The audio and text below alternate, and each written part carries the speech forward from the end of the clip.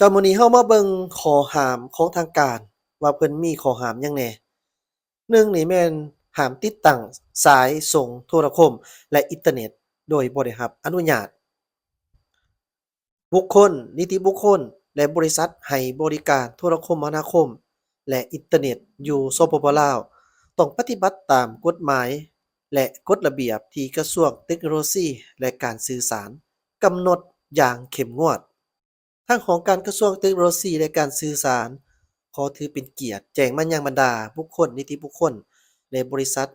ให้บริการโทรคมนาคมและอินเทอร์เน็ตอยู่สปปลาว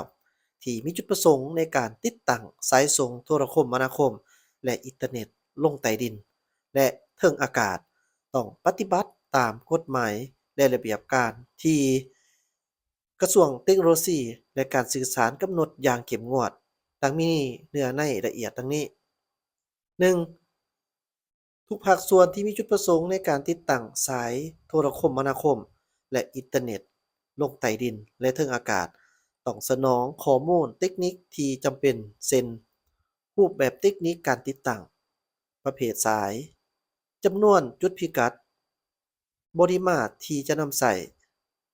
ระยะทางการติดตั้งและข้อมูลอื่นๆที่ติดพันกับการติดตั้งเพื่อขออนุญาตจากองค์การรัฐสมโทรคมนาคม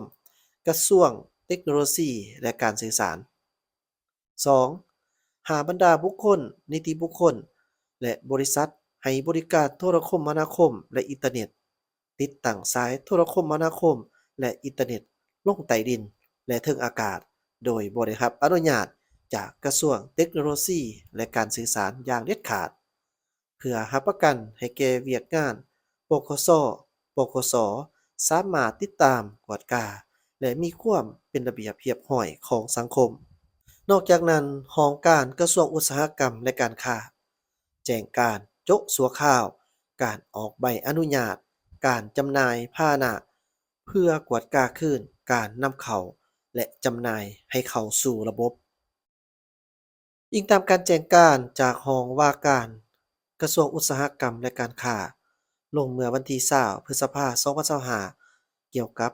การแจ้งการให้ยุติชั่วคราวการออกอนุญาตดำเนินธุรกิจกิจการจำหน่ายพาหนะเพื่อเฮ็ดให้การจัดตั้งปฏิบัติเวียกงานการคุ้มครองพาหนะให้เข้าสู่ระบบและเป็นเอกภาพในการจัดตั้งปฏิบัติ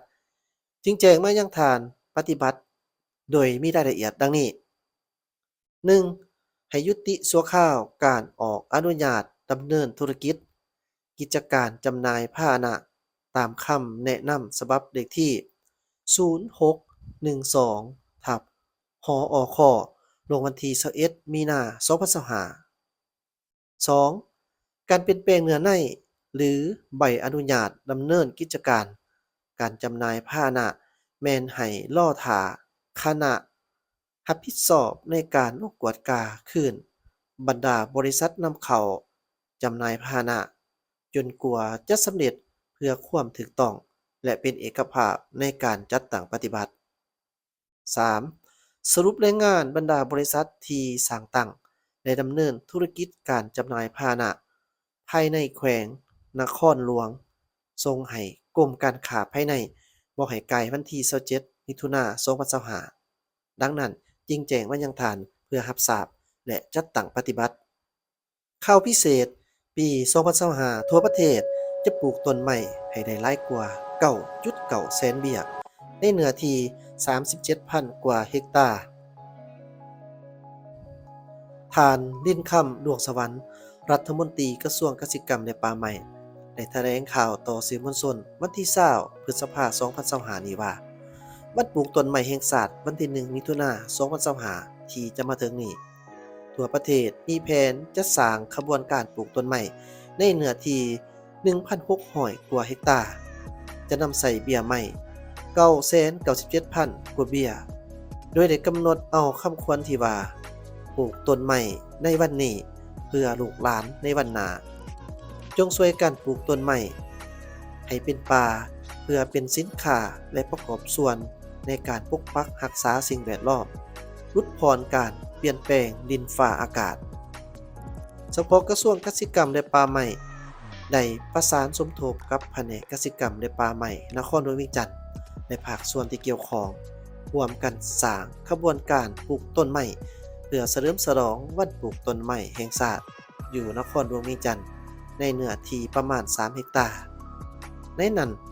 ชนิดพันธุ์ไม้ที่จะนำไปปลูกประกอบมีไม้ดูไม้ย่าง ไม่แค่น 3,000 กว่าเบี้ย นอกจากนี้สมทบกับคณะพักคณะนำองค์การปกครองท้องถิ่นทั่วประเทศกะเกี่ยมแผนการและกระบวนการปลูกใหม่อยู่ท้องถิ่นให้เป็นขบวนฟดฟื้นโดยมีแผนการเก็บแกนพันธุ์ใหม่ให้ได้ 45,000 กว่ากิโลกรัมถ้าเป็นเบี้ยใหม่ 24.3 ล้านกว่าเบี้ยและปลูกใหม่ 37,200 กว่าเฮกตาร์ในปี 2025 นี้วันที่ 1 มิถุนายนของทุกปีเป็นวันปลูกต้นไม้แห่งชาติซึ่งตรงกับวันเด็กน้อยสากลเพื่อปลูกจิตสำนึกให้แก่เยาวชน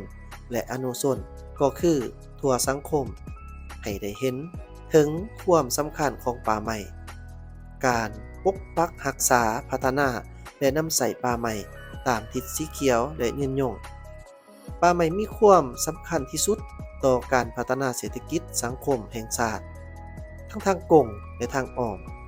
มีความสำคัญต่อการปกปักรักษาดินแหล่งน้ำและชีวนานาพันธุ์ให้มีความอุดมสมบูรณ์พร้อมทั้งลดผ่อนผลกระทบของการเปลี่ยนแปลงดินฟ้าอากาศซึ่งบทบาทนี้มนุษย์เฮาบ่สามารถจะเฮ็ดแทนได้ท่านดินค่ำดวงสวรรค์เรียกร้องมายังปวงชนลาวทั้งชาติจงเสิร์ชสู้สติหักและหวงแหนทรัพยากรป่าไม้ประกอบส่วนในการปลูกไม้ฟื้นฟูป่าไปเคียงคู่กับการคุ้มครองปกปักรักษาป่าไม้อันเป็นมรดกและทรัพย์สมบัติขององค์คณญาติแห่งชาติให้นับมือมีความอุดมสมบูรณ์และยืนยงโดยบ่มีวันบกแห้ง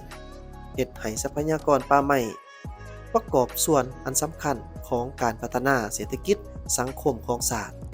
พร้อมทั้งเชิญชวนทุกภาคส่วนที่เกี่ยวข้องทั้งภาครัฐและเอกชนและพ่อแม่ประชาชนพร้อมกันจัดพิธีโดยให้อิงใส่เงื่อนไขตัวจริงของแต่ละท้องถิ่นให้เน้นใช้เนื้อในปลุกระดมเป็นต้นต่อการปลูกต้นไม้แม้นสามารถปลูกได้แต่เดี๋ยวนี้เป็นต้นไปจนฮอดท้ายฤดูฝนในบอนที่มีเงื่อนไขในเนื้อที่ดินที่เป่าว่างของตนในหัวสวนที่ดินปลูกสร้างเรือนโรงเรียน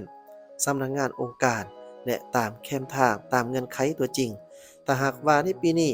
พวกเฮาพร้อมกันปลูกต้นไม้ผู้ละ152ต้น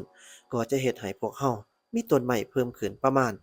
754ล้านกว่าต้น